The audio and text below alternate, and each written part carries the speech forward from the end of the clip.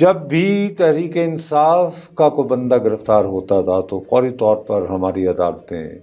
آزادی اظہار کے نام پر انہیں رہا بھی کر دیتی تھیں، اور سفر کی آزادی کے نام پر ان کا نام بھی ECL سے اسٹرائک ڈاؤن کر دیا جاتا تھا۔ تو اس وقت میرے جیسے بد نصیب کہہ رہے تھے کہ یار ایک بندہ علی وزیر بھی ہوتا ہے، کیا اس نے ان صاحبان سے زیادہ سنگین الفاظ کہہ لیے ہیں؟ انہیں کیوں نہیں کوئی یاد رکھ رہا؟ جن کا دور دور سے کوئی ذکر نہیں ہے۔ اسی طرح یہی بندیال صاحب تھے، یہی ان کے ساتھی معزز جج حضرات تھے، کتنے عرصے سے بلوچستان کے مسنگ پرسنز کا ایک ایشو ہے ہی نہیں۔ بالکل یار اب ایسی کیا ہو گئی بات کہ 9 مئی ہوتا ہے تو HSN کالج کے پڑھے میرے پیارے دوست، میری جانس جگر، جن سے ماہی وے محبتاں بہت پرانی اور سچیاں ہیں، چودھری اعتزاز احسن صاحب، وہ متحرک ہو جاتے ہیں، لطیف کھوسا صاحب ہو جاتے ہیں۔ پھر یہ بھی ایک ایسا واقعہ ہوتا ہے کہ لطیف کھوسا صاحب اور اعتزاز احسن صاحب جو ہیں وہ پٹیشنر ہیں، کھوسا صاحب ان کے وکیل ہیں، وہ چیف جسٹس صاحب سے ملتے ہیں اور دوسرے دن ان کی پٹیشن لگ جاتی ہے، اور اتفاق سے بندیال صاحب بھی HSN کے ہیں، اور جن کے بارے میں جن کو بچانے کا غم کھائے چلا جا رہا ہے وہ بھی HSN گئے۔ تو بھائی میرے، کیا اس وقت بنیادی حقوق کا سیاپا جو ہے وہ صرف HSN کے لیے ہے کہ جو HSN کا ہوگا اس کو مل جائے گی ہر میں اس وقت اگر فرض کرو، اگر میں یہ محسوس کروں کہ یہاں میرا فنڈامنٹل رائٹ ہوا ہے، کیا مجھے چیف جسٹس صاحب یہ موقع دیں گے کہ میں اپنے وکیل کے ہمراہ ان سے ملوں اور دوسرے دن صبح کاز لسٹ پہ پہلی لگ جائے میری درخواست؟ چیف جسٹس صاحب بائس ہو کے بات کر رہے ہیں نہیں، یا میں فیصلے خدا نخواستہ میں ہرگز یہ بات نہیں کر رہا۔ میں نے آپ کو پہلے کہا شک شبیدہ بیلا، یہ کوئی اچھا وقت نہیں ہے۔ میں نے آپ کو بہت دفعہ ایکسپلین کیا ہے کہ یہ جو 9 مئی کے واقعات ہیں، یہ اس کا جو نشانہ بنے ہیں وہ ان واقعات کو برجستہ اور سپونٹینس نہیں سمجھ رہے۔ میں نے آپ کو پہلے بھی بیان کر چکا ہوں، عرض کیا ہے کہ فرض کریں کہ یہ صرف لاہور میں ایک واقعہ ہوا ہوتا تو میرے جیسے لوگ بھی یہ کہتے کہ یار اپنا ٹھیک ہے یار، کچھ لوگ جذباتی ہو کے وہاں گھس گئے ہوں گے، لیکن ایک واقعہ نہیں ہوا۔ یہ کم از کم جتنا ہمیں علم ہوا ہے 6 سے زیادہ جگہوں پر یہ واقعات ہوئے ہیں، اور اس کا جو ٹارگٹ تھے ان کا یہ کہنا ہے کہ اس کی پہلے سے تیاری ہو رہی تھی اور اس کے لیے ذہن بنائے جا رہے تھے اور نشاندہی ہو رہی تھی کہ جن صاحب کو ریڈ لائن ڈکلیئر کیا گیا تھا اگر وہ ریڈ لائن کراس ہوئی تو ہم جواباً یہ کریں گے، یہ ان کا دعویٰ ہے۔ اب میرا اپنا خیال ہے کہ اگر ایسے لوگ گرفتار ہوتے ہیں اور ملٹری کورٹ سے فرض کریں انہیں ملٹری کورٹ کے آگے بھیج دیا جاتا ہے، وہاں سے انہیں سزائیں بھی ہو جاتی ہیں، تو سٹل ہمارا آئین جس طرح اس وقت ہے تو اس میں ہائی کورٹ کے پاس ابھی بھی رٹ کی پار ہے۔ اور لطیفہ یہ ہے کہ ہمارے یہی کورٹس تھے، انہوں نے،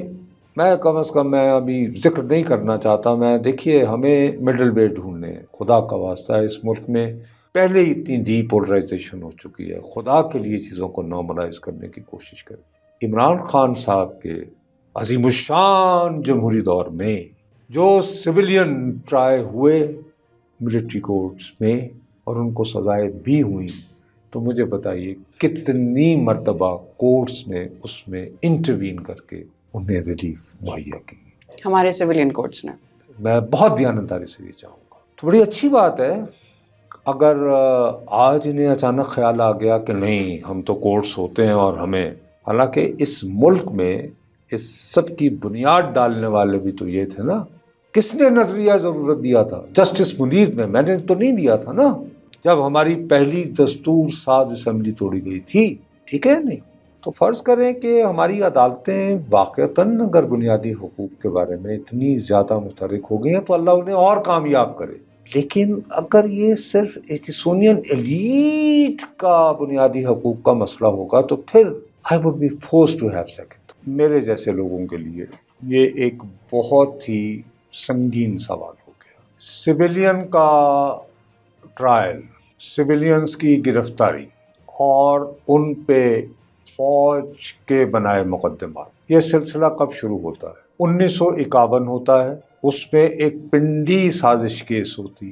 ہوتی ہے یا نہیں ہوتی ہم اس کے بارے میں کلیئر نہیں. اس میں جو لوگ ملوث ہیں انہوں نے اپنی رہائی کے بعد جو کتابیں لکھی ہیں اس میں وہ یہ ضد کرتے پائے گئے ہیں کہ بھائی ہم تو ایسے گپ شپ لگایا کرتے تھے, ایسی کوئی بات نہیں. اور یہ سازش کیس اصل میں انوینٹ کی گئی تھی کہ ایوب خان صاحب اپنے آپ کو کنسالیڈیٹ کرنا چاہ رہے تھے with in the army, and then he had his long term ambitions, جو کہ بعد میں ثابت ہوا کہ 1958 میں وہ اس ملک کے صدر بھی بن گئے, خود کو فیلڈ مارشل بھی ڈکلیئر کر دیا اور 10 سال تک راج کرتے. اب ان کی گرفتاری اور انہیں کرنے کے لیے سب کچھ جو ہے تو 1992 1952 یہ آپ نے ایکٹ بنایا, جس کے تحت سویلینز جو ہیں, ظاہر ہے فیض احمد فیض گرفتار ہوئے تھے, اس میں ان دنوں سجاد ظہیر تھے اور بھی اور کو صاحبان جن کے نام مجھے ابھی فوری طور پر یاد شاید نہ ہے, شاید عطا صاحب بھی تھے, کوئی تھے کو پرانے, لیکن دو بڑے نام فیض احمد فیض اور سجاد ظہیر وہ سویلین تھے اور بہرحال ان پہ مقدمات چلے اور اس کے بعد یہ سلسلہ ختم نہیں ہوا ہے. اب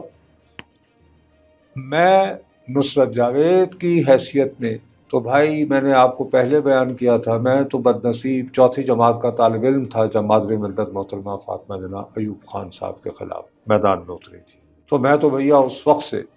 جمہوریت کا دیوانہ ہوں, تو میں کس منہ سے جو ہے میں سپورٹ کر سکتا ہوں. لیکن 1952 کا قانون ایک موجود ہے, وہ قانون جو ہے ہمارے ہاں بڑے دھوم دھڑلے سے 2008 کے بعد 18ویں ترمیم آئی تھی, اس میں بہت بڑے جمہوریت پسند تھے یا نہیں؟ بالکل 18th امینڈمنٹ جو تھی وہ اس 18th امینڈمنٹ کے ذریعے ان کو ختم کرتے تھے 1952 کے ایکٹ کو, وہ کیوں نہیں ہوا؟ لیکن وہ وہیں کا وہیں رہا 1952 ایکٹ. اب سوال یہ اٹھتا ہے, اب ہم زیادہ لمبی بحث میں جو تاریخ میں جائیں گے تو وقت ضائع کریں گے. میرا دل اس بات پہ دکھتا ہے کہ جیسے 90 دنوں میں انتخاب کروانے کی شرط ہے کہ اسمبلی ٹوٹ گئی تو کروائیں, تو آپ کو یاد ہوگا کہ ہم ایک ہی بات روتے رہے کہ بھائی یہ آئین میں لکھا ہوا ہے کہ 90 ڈیز میں الیکشن ہو جانے چاہیے. لیکن مسئلہ یہ ہے کہ کورٹ جو ہے یہ صرف ایک صوبے میں کیوں زور دے رہا ہے, پنجاب.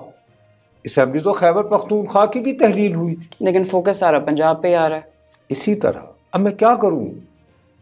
دل میں خامخواہ کا بلے شاہ نے کہہ رکھا ہے شک شبہ دویلا, ان کے دور میں بہت ابتری پھیلی ہوئی تھی نا, پنجاب پر قبضے کی جنگ ہو رہی تھی, سکھ ایمرج ہو رہے تھے, ادھر افغان تھے, دلی تخت مغلیہ وہ سلطنت آخری دنوں میں تھی. تو انہوں نے اس دور کو جو ہے وہ جب یہ کہا تھا کھلا حشر عذاب دا برا حال ہویا پنجاب دا, تو انہوں نے اس پورے دور کو جو ہے وہ کہہ رکھا ہے شک شبہ دا بیلا, کہ جس میں آپ ہر آدمی کی نیت پر شک کرتے ہو, شبہ کرتے ہو. ہم